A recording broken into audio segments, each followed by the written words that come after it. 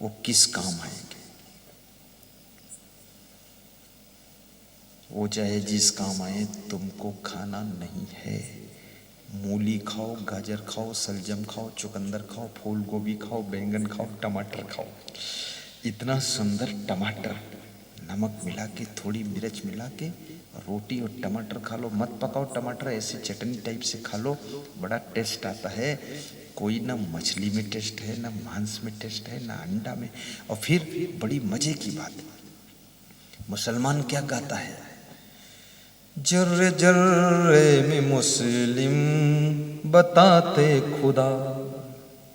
कहते हैं जर्रे जर्रे में खुदा है, तो जर्रे जर्रे में खुदा है।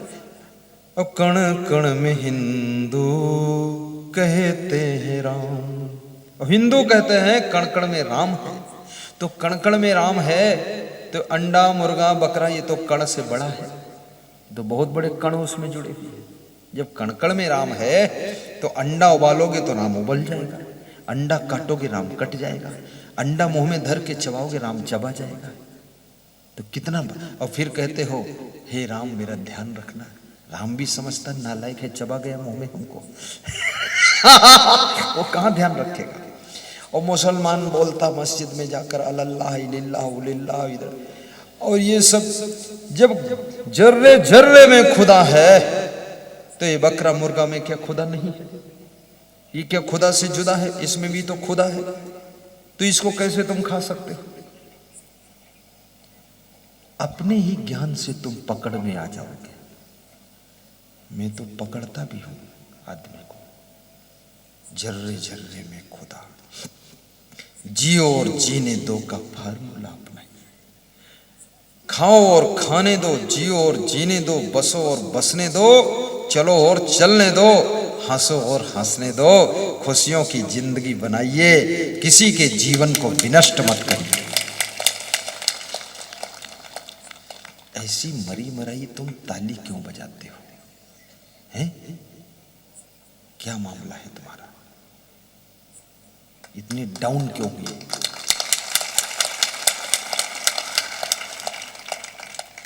मेरे कहने से बजाय तो इसे माना ही नहीं जाएगा। अपने आप रात में नींद नहीं आएगी। ताली बजाने से ये कुप्रेशर होता है, कुपंक्चर हो जाते पॉइंट। इससे सिर दर्द नहीं होता है और बुद्धि तेज हो जाती है और गहरी नींद आती है और शुगर की बीमारी खत्म होती है और हार्ट अटैक कंट्रोल होता है। रोज सुबह शाम घर में भी ताली बजाया करो और पति पत्नी बातें किया करो, फिर ताली मारा करो, आनंद आ जाए। हाँ, ताली मार दिया करो। ऑफिस में भी कभी कभी ताली मार दिया करो, बहुत आनंद कर लिया करो। यहां मिलने वाला कुछ नहीं संसार में। तुम्हारे पहले भी बहुत पीढ़ियां चली गई हैं, बहुत लोग करोड़ों सब मर गए, चले गए, उलझ गए, टेंशन खूब आफा काफा दाफा करके, और सब मरते चले गए। यहाँ से कोई कुछ ले नहीं जाता है। इसलिए खाम खां टेंशन मत करिए, चिंता मत कीजिए। जैसी कंडीशन पोजीशन सिचुएशन है उसी में उचित डिसीजन लेकर के एक्शन कीजिए। अपने जीवन को दुखी मत कीजिए। चौपड़ी में हो तो सिबरी बनकर भक्ति करो, हंसते रहो। महलों में हो तो मीरा बन जाओ, भक्ति करो, हंसते रहो। और यदि राजा दशरथ के पुत्र हो तो राम बन करके भक्ति करो। भक्ति करना है हर कंडीशन में। सुदामा हो तो गरीबी में भी भक्ति कर लो। और यदि कृष्ण भगवान जैसे अमीर हो, सोने की द्वारिका में रहते हो, तो कृष्ण जैसे भक्ति करो। भक्ति ही शांति देगी। भक्ति के लिए गरीब होना जरूरी नहीं है। कुछ लोग फार्मूला ऐसा रखे, अरे भक्ति में कौन जरूरत ज्यादा धन की। भक्ति में तो और ज्यादा धन की आवश्यकता है। भक्ति को जो भक्ति नहीं करते उनका खाली अपन घर ही बनावत है, और तुम भक्ति करते तुमका सत्संगो करावत है। तुम्हारी ज्यादा धन चाहिए, सत्संग क्या करे। अभी जैसे खैरा के हमारे भक्त लोग हैं, अब इनके पास धन ना होता तो हमको कैसे बुला पाते। बहुत से भक्त लोग सोचते हम बुलाई गुरु जी का, फिर जब जेब देखत कहा खाली जेब है, पैसा एक को नहीं कहा रहा तो नाव न ले वही हुआ। कुछ लोग पधरौनी कराए ले सस्ते कहा दे 2-4-6 हजार में निपट जी बस ठीक है। तो भक्त को धनवान होना भी जरूरी है, निर्धन नहीं धनवान बनो। शंकर भगवान भी बहुत धनवान थे। तो कपड़ा वो पहनते नहीं थे, उनको पसंद नहीं था, बागंबर लपेट लेते थे, या पैंट शर्ट और ये साड़ी लहंगा पसंद नहीं था। पार्वती जी को तो अपन सामान्य रहते थे, सादा जीवन, तपस्वी व्यक्ति, लेकिन धनवान बहुत थी। जो सोने की लंका रावण की थी, चुपके से तुमको बता देता हूँ, ये शंकर भगवान की थी। ये रावण बौड़म सोने की लंका बनाई पाई, जौन बनी बनाई मिली वो हम तो आगे लगवाए दी से के बुद्धि कहाँ है।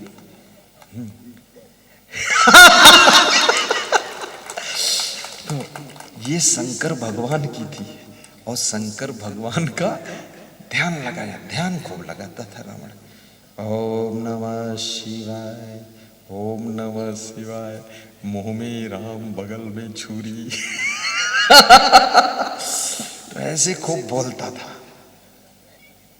ओम नमः शिवाय। इस तरह ढोंगी बहुत है, हो आँखी मोदत है ओम नमः शिवाय। आचरण सुधारो, चिल्लाए की जरूरत नहीं ज्यादा। तो शंकर भगवान खुश हो गए, तभी से उनका नाम भोला पड़ा। पहले भोला भोला नहीं, पहले तो शिव जी थे, लेकिन खुश हो गए। तो रावण ने कहा अपनी सोने का जो भवन है प्रभु हमको दे दो। तो शंकर भगवान ने कहा एवं मस्त, ये तुम ले जाओ। तब से ये रावण उसमें रहने लगा, इसकी हो गई सोने की लंका। तो पार्वती जी ने कहा बिना सोचे विचारे दे दे, तुम इतने भोला हो। तो शंकर जी बोले जो स्वाचत विचारा तो कौड़ी कोई न दे भाई, ये का देख वो दहीन दे दी। तो पार्वती जी बोली चलो भोला बाबा ठीक है। उसी दिन से उनका नाम भोला बाबा हो गया। अभी भी बहुत से पति लोग भोला बाबा है, उसकी स्त्री बोल देती भोला बाबा बहुत है, क्योंकि स्वाचत विचार नहीं दान पुण्य कर देते। जब तक नोट निकला दे दी, तो बाद कितनी स्त्रियां डटती है, तुम 500 का कह दे दी, 100 का देती हो, अरे बोले दही तो जोड़ निकल जाओ। भोला बाबा बहुत लोग बना हुआ है, और जो भोला है उसी की पूजा होती है, और जो बम भोला तो शिव जी का नाम जपता था। और राम भगवान भी शिव जी को इष्ट देव मानते थे, राम भी शिव जी को इष्ट मानते थे। जब दोनों के इष्ट शिव थे तो बड़ा आश्चर्य इस बात का है, रावण की हार क्यों हुई, राम की जीत क्यों हुई, जब दोनों का भगवान एक ही देवता है। इसलिए रावण की हार हुई। राम के पास में एक प्लस पॉइंट था, वो ये था कि राम के ऊपर गुरु की कृपा भी थी। वशिष्ठ की कृपा, विश्वामित्र की कृपा, अत्रि मुनि की कृपा, भरद्वाज की कृपा, वाल्मीकि की कृपा, बहुत से साधु संतों की कृपा, उनका आशीर्वाद भी था। और सत्संगी थे राम, इसलिए उनको ज्ञान विवेक की ताकत भी थी।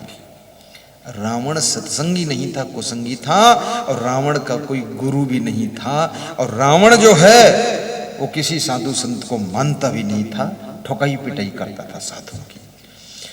इसलिए साधुओं का श्राप जिसको मिला, आशीर्वाद नहीं मिला, गुरु की कृपा नहीं मिली, जिसका गुरु कोई नहीं था उसको ज्ञान नहीं मिला, इसलिए रावण की हार हुई। और जिनको गुरु की कृपा मिली और संत का आशीर्वाद मिला, उनका नाम राम है, इसलिए राम भगवान की जीत हुई।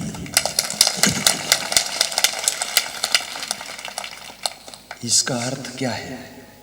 इसका अर्थ है कि इष्ट देव तुम किसी को मानते हो, चाहे साईं बाबा को मानो, चाहे जिसको मानते हो, लेकिन साथ में गुरु जी का ज्ञान सत्संग होना चाहिए, उसके बिना बेड़ा पार नहीं होगा।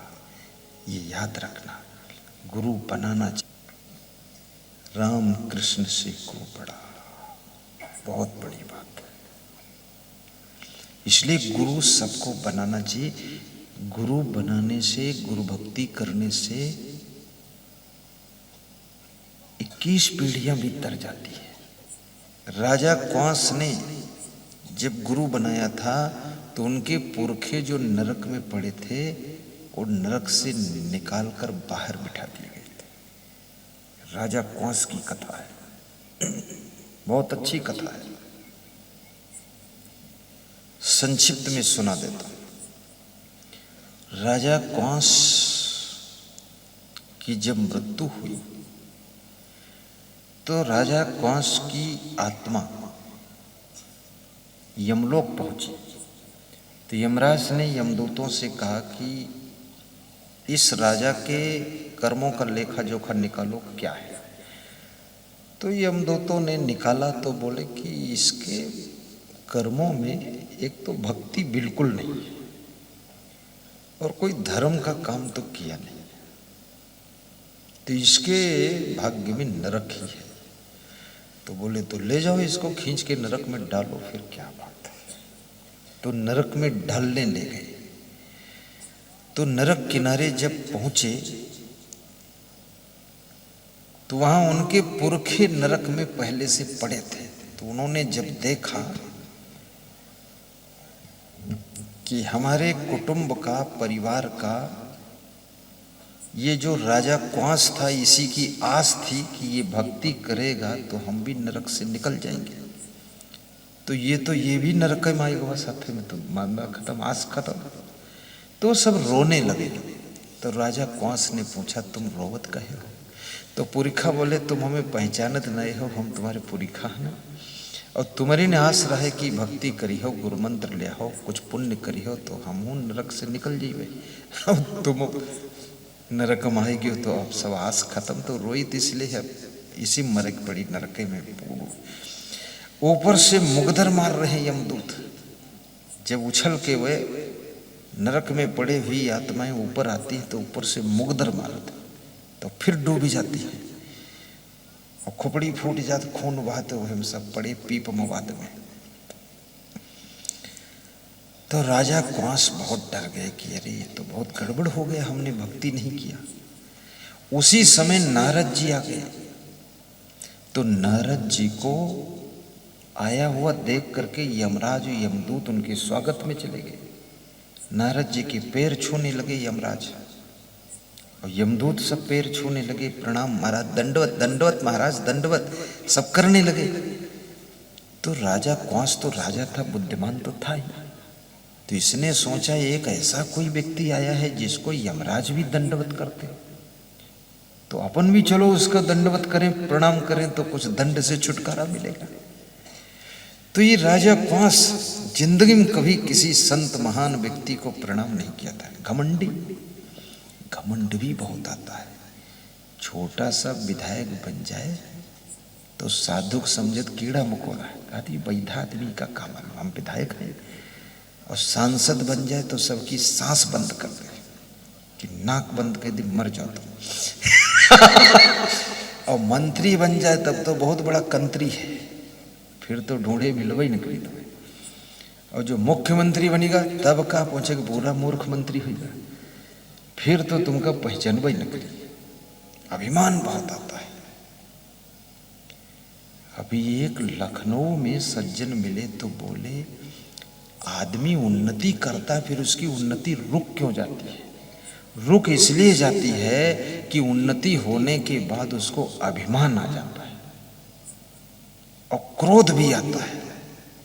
और जहां क्रोध और अभिमान है वहां पर ऊपर उठना बंद हो जाता, नीचे गिरना शुरू हो जाता है, क्रोध और अभिमान। तो उसने बताया कि मुझे अब गुरु की आवश्यकता है। बोले मैं बहुत गरीबी में जिया हूं, अब मैं बस्ती जिले का सबसे धनवान व्यक्ति हूं और लखनऊ में मेरी हजारों एकड़ जमीन है और मैं बहुत बड़ा बिजनेस करता हूं, हाईटेक बिजनेस मेरा है। लेकिन गुरुदेव मुझे लग रहा है अब गुरु चाहिए, नहीं मुझे थामेगा कौन, संभालेगा कौन, बिगड़ जाऊंगा विजय माल्या जैसे मैं भी भ्रष्ट हो सकता हूं, चरित्र गिर जाएगा, बेविचार में फंस जाऊंगा, इसलिए गुरु चाहिए। और सही टाइम पर आप मिले हो, अभी गुरु नहीं बनाया हूं, अब आपको गुरु बना लूंगा। ऐसा बोला मेरे से। मैंने कहा ठीक, बुद्धिमान भी बहुत है। अब वो व्यक्ति बोल रहा 42 साल की उम्र में अब गुरु करना जरूरी है। गुरु का यही महत्व होता है। और आपने सुना होगा, जिस घर का एक व्यक्ति भक्त बन जाए, संत बन जाए, 21 पीढ़ियां तर जाती है। अभी तरेंगी, कैसे तरेंगी, जैसे तरेंगी वैसे तरेंगी। मैं बताता हूं कौस की कहानी से कैसे तरेंगे, ध्यान से सुनो। तो राजा कौस ने जाकर के नारद के पैर छुए। नारद जी ने कहा आशीर्वाद, संत स्वभाव आशीर्वाद दे दिया। तो राजा कौश को देख करके नारद जी ने कहा, राजा साहब आप नरक के किनारे कैसे आ गए, पहचान थी पहले से? तो बोले भक्ति नहीं किया, सत्संग भी नहीं किया, कोई पुण्य काम भी नहीं किया, और अभिमान बहुत रहा राजा होने का। तो यहां जब कर्म विपाक खोला गया तो नरक निकला हमारे कर्म में। तो नरक में डाला जाऊंगा, तो मैं आपसे निवेदन करता हूं, हे नारद भगवान, आप यमराज से कह दीजिए कि इस बार हमको छोड़ दें, तो हम जाकर भक्ति करेंगे तो पुरखे भी तर जाएंगे, हमारा भी कल्याण हो जाएगा, एक बार छोड़ा दो आप। तो नारद जी ने यमराज से कहा कि यमराज जी एक काम कर दीजिए, ये राजा कौन से, इसको एक बार छोड़ दीजिए, आप जाने दीजिए, भक्ति करेगा। तो यमराज ने कहा, अब इतना बड़ा संत वचन बोल रहा तो मानना चाहिए। बोले ठीक, यमदूतों इसको छोड़ दो। तो उसकी जब आत्मा छोड़ी गई तो घर में जो लाश पड़ी थी राजमहल में, सब रो रहे थे, रानी और सब लोग। तो हाथ पांव हिल गए राज के, आंख खुली, उठकर बैठ गई राजा की लाश। तो सबने कहा, रे तुम जिंदा हो गए? तो बोले हम यमलोक परलोक सब देख गए ना, तुम्हें हाल बताई हम वहां कहाँ हो रहा है। तो हम जिंदा हुए ना भक्ति करने के लिए, अब हम भक्ति करेंगे, बुलवाओ नारद जी को। तो नारद जी को बुलवाया गया, कहा कल गुरु मंत्र लूंगा सवेरे स्नान करके। अब इधर जब गुरु मंत्र लेने का ऐलान हुआ तो जो राजा क्वांस के घर में पुरोहित आता था, पुरोहित, उसकी पत्नी ने पुरोहित से कहा कि अगर राजा गुरु मंत्र ले ली तो इसको ज्ञान हो जाए, और ज्ञान हो जाए तो फिर यू पूजापा हमार तुम्हार छूट जाई। तो इतना जौन मिलत है दक्षिणा उछिणा हुआ मिलबे न कही। तो ये का गुरु मंत्र न लेते नहीं, अपन काम चौपट हो जाए। तो पुरोहित बोला गुरु मंत्र कैसे न ले दे, कैसे रोक सकता है?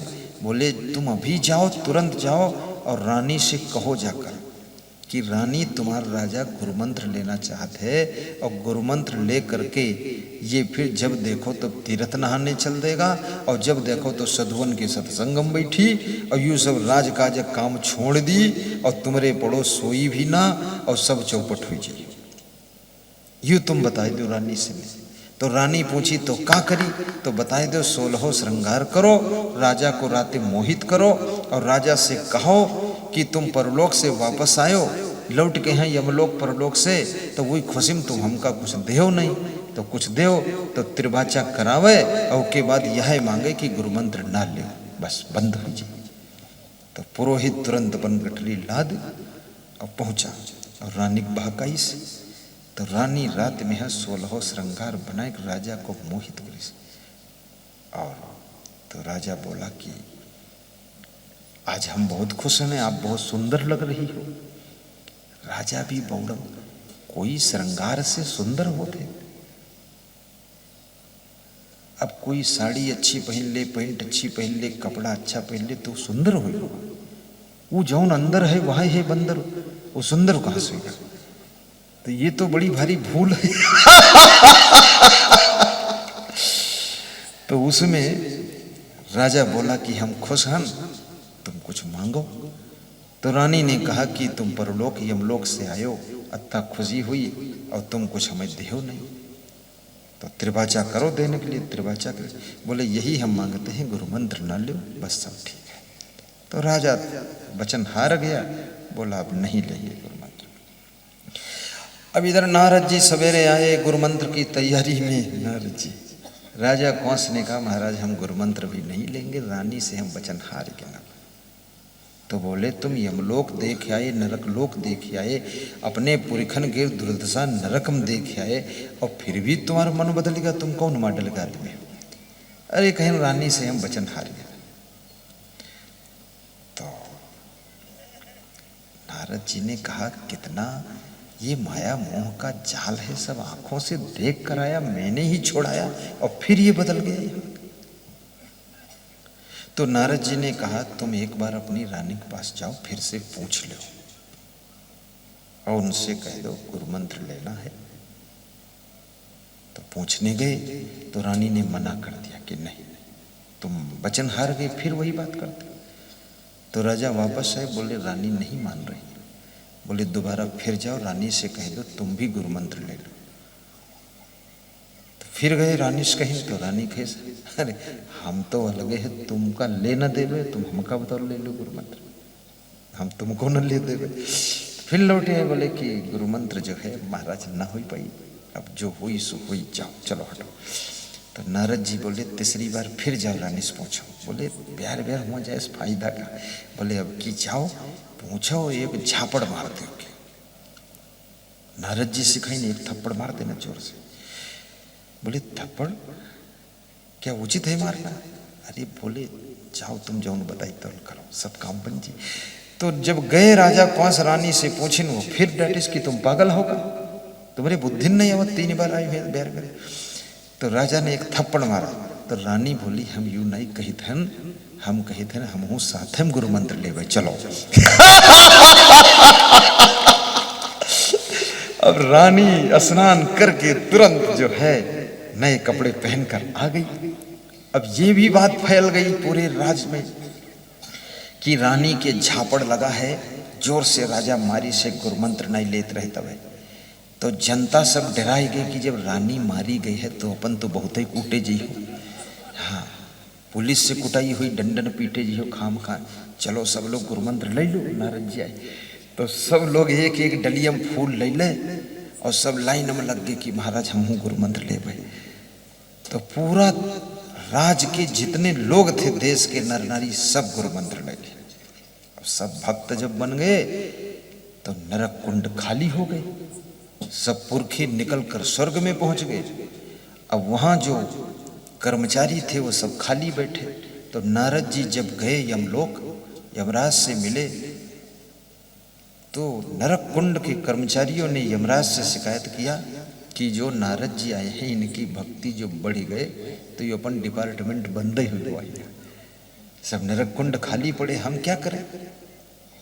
तो कुछ इनका बताओ महाराज, थोड़ा ज्ञान कम सुनावे हुआ, संसार में सबका भक्त बनाए दे रहे। तो नारद जी से यमराज ने कहा कि थोड़ा हमारो काम चले दो, नरक में कुछ लोगन पड़े रहने दो। तो नारद जी ने कहा देखिए हम नरक में तो किसी को आने नहीं देंगे, अब तुम्हारे में क्षमता हो तो बहकाओ जाएगी उनका। तो कुछ यमदूत रूप बदल के नाउत बन गए, ओझा बहका नाउत बन गए, जंतर मंत्र सीख के वो सब आए बाजा बजावत खंजड़ी बजावत कि तुम गुरु की भक्ति करोगे इसका फल मरने के बाद मिलेगा, और जिंद सेओगे तुरंत फल मिलेगा, परिंद को सेओगे तो परसों फल मिलेगा, और जंतर मंत्र जपोगे तो फिर तुरंत फल मिलेगा।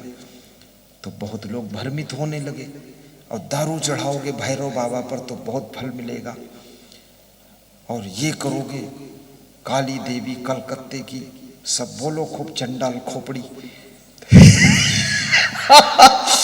तो सब बहक गए, बहुत लोग बहक गए, सब दारू पीने लगे, मांस खाने लगे, जंतर मंतर तंत्र टोना टंबर जादू साढ़े साथी शनिश्चर मंगल टेढ़ा सीधा शकुन अपशकुन सब ढोंग ढकोसला दंभ पाखंड चालू हुआ। तो जो भगत रहे उसमें भी बहुत लोग कंठी उतारे तार दर्दीन की इसमें तुरंत ही फल मिली, यही में लग जाओ। इसलिए बहुत लोग जो है ढोंगी साधुओं के चक्कर में पड़ जाते हैं। और ढोंगी जानते हो क्या करता है? ढोंगी कहता है हमारे गुरुजी ने मरी गाय को जिंदा कर दिया। अब ये कहना ही गलत है, गुरु का अपमान है। ये मृत लोक में मरी गाय को जिंदा कर दिया, अगर इतनी सामर्थ है तो ऐसे ऐसे धनवान लोग हैं धीरू भाई अंबानी मरे थे, अगर उनको जिंदा कर देते तो उनके बेटे तो 2000 करोड़ रुपया दे देते, करो जिंदा। और अपने बापक जिंदा नहीं कर पाई, उमा मंत्र मार दो कमंडल से निकाल पानी। और उनकी बुआ मरी गई तो उनका जिंदा नहीं कर पाई, और खुद के च्याला मरे उनको जिंदा नहीं कर पाई, और झूठ बोलत मरी गाय के जिंदा करने। अब गाय से को पूछे कौन गाय जिंदा फैले, वो बोलियो नहीं पाते। तो ये झूठा प्रोपोगंडा फैलाओ, झूठी बात। भक्ति के पुण्य का प्रभाव तो होता है, आकस्मिक दुर्घटनाओं से बचोगे, बीमारियों से बचोगे, कष्टों से बचोगे, दुखों से बचोगे, गरीबी सब निकल जाएगी तुम्हारी बाहर, धनवान बनोगे, सुखी रहोगे। लेकिन ये मृत्यु लोक में मौत, कोई भी उसको मरे को जिंदा नहीं कर सकता है। अब ऐसा ढूंढ, एक अभी कोई बाबा और नया आया है तो फैलाई से ढूंढ की बोतल में पानी लेकर बैठो सत्संग में, और 7 बार सत्संग सुन लो। वो बोतल पानी में इतनी शक्ति पैदा हो जाए तो कब पी लो तो कैंसर खत्म। तो मैं तो सोचता हूं सब टैंकर भरे भरे बैठो हूं, और जिनका कैंसर है खूब पिलाओ पानी, इससे कहीं कैंसर खत्म होगा। ये सब झूठी बातें मत फैलाओ। अब भक्ति भक्ति कुछ नहीं, नियम संयम कुछ नहीं, ज्ञान ध्यान कुछ नहीं, फालतू बातें। तो राजा कंस जब भक्त हो गए और फिर उनकी मृत्यु हुई, जब वहां गए तो स्वर्ग में सब उनके पुरखे लोग हंस रहे थे, खुश थे। वहीं पहुंचे वो भी पुण्य प्रभाव से। पुरखों ने कहा तुमने हमको तार लिया, नहीं तो हम नरक में ही पड़े रहते। आपके घर का कोई एक भी बच्चा अगर ठीक से भक्ति में लग जाए तो 21 पीढ़ियां नरक से पार हो जाती है, वो भी तर जाती है। और यदि कोई संत हो जाए आपके परिवार का, तब तो 21 पीढ़ियां नहीं, 21,000 पीढ़ियां तर जाती है। संत होना कोई साधारण बात है, ये बहुत बड़ी बात है संत होना। भक्त होना ही लोगों को कठिन है, संत होने की तो बात ही छोड़ो। घर बार छोड़ना भी बहुत कठिन है, और सब तरफ से मन को समझा के रखना भी बहुत बड़ी तपस्या है, और इस तपस्या में बहुत बड़ी शक्ति है, छोटी मोटी शक्ति नहीं है। जिस संत ने सही तप किया है उसका तुम ध्यान करोगे,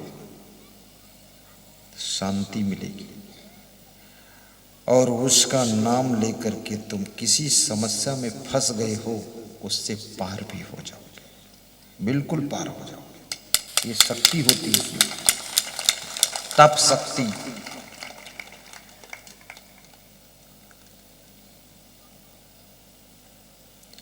संत वैराग्यवान हो, ब्रह्मचारी हो, जितेंद्री हो, त्याग तप उसमें हो, कोई नशा व्यसन भी ना हो, बिल्कुल शांत पवित्र जीवन।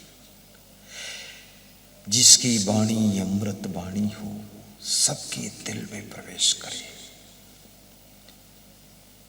तो ये जो मैं आपको सुना रहा था, मानव जीवन को सार्थक बनाओ। और मैंने एक बात और कही थी कि कबीर से पूछा गया मानव कौन है, साधु कौन है, परमहंस कौन है। कबीर साहब कहते हैं हद चले सो मानव, जो हद में चलता है, मर्यादा में चलता है, सीमा में चलता है, धर्म में चलता है, भक्ति के पथ पे चलता है, वो मानव है, वो मनुष्य है। और बेहद चले सो साध, जो गृहस्थाश्रम के मोह ममता को त्याग कर साधना करता है वो साधु है। और जो गृहस्थी के मोह को भी छोड़ दिया, भोग विलास को भी छोड़ दिया,